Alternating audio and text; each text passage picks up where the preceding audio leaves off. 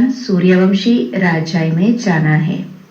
बाप, तुम बच्चों को समझाते हैं, तमो प्रधान जिस्मानी श्रृंगार जरा भी नहीं करो। दुनिया बहुत खराब है। गृहस्थ व्यवहार में रहते फैशनेबल मत बनो। फैशन कशिश करता है। इस समय खूबसूरती अच्छी नहीं है। काले हो तो अच्छा है, कोई पंजा नहीं मारेगा। खूबसूरत पिछाड़ी तो फिरते रहते हैं। श्री कृष्ण को भी सांवरा दिखाते हैं। तुमको गोरा बनना है शिव बाबा से। वह गोरे बनते हैं पाउडर आदि से। कितना फैशन है, बात मत पूछो। साहूकारों की तो सत्यानाश है। गरीब अच्छे हैं, गांवड़े में जाकर गरीबों का कल्याण करना है, परंतु आवाज करने वाले बड़े आदमी भी चाहिए। तुम सब गरीब हो ना? कोई साहूकार है क्या? तुम देखो कैसे साधारण बैठे हो।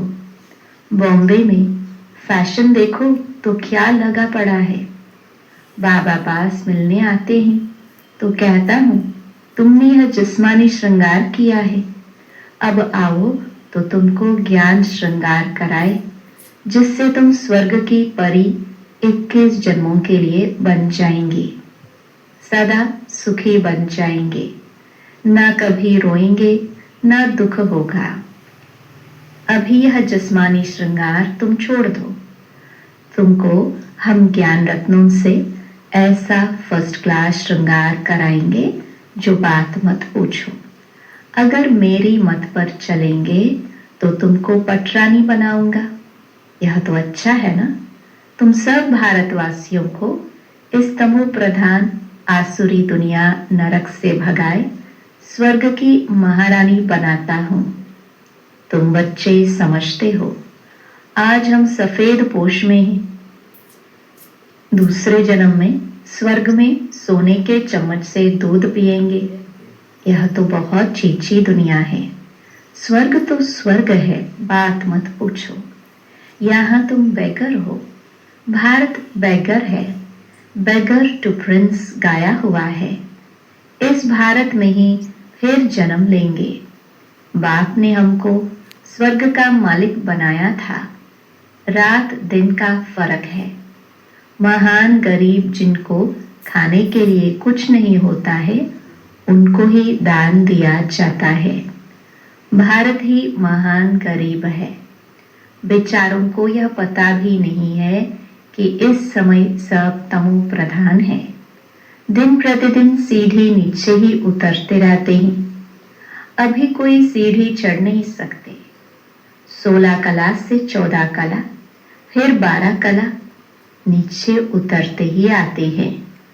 यह लक्ष्मी नारायण भी पहले 16 कला संपूर्ण थे, फिर 14 कला में उतरते हैं ना।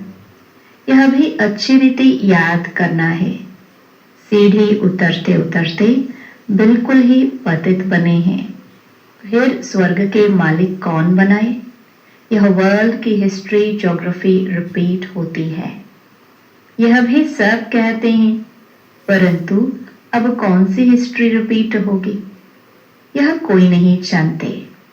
शास्त्रों में तो लिख दिया सत्युग की आयु लाखों करोड़ों वर्ष है।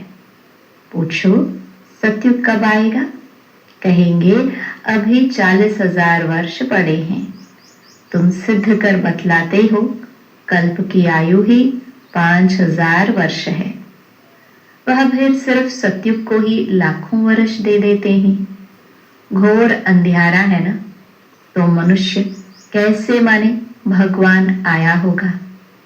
वह समझते हैं भगवान तब आएंगे जब कलयुग का अंत होगा।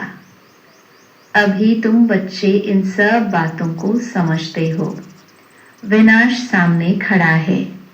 बच्चों को समझाया जाता है कि विनाश के पहले बाप से वर्षा ले लो, परंतु कुंभकर्ण की नींद में सोए पड़े हैं तो बेचारे हाय हाय कर मरेंगे। तुम्हारी जय जयकार हो जाएगी।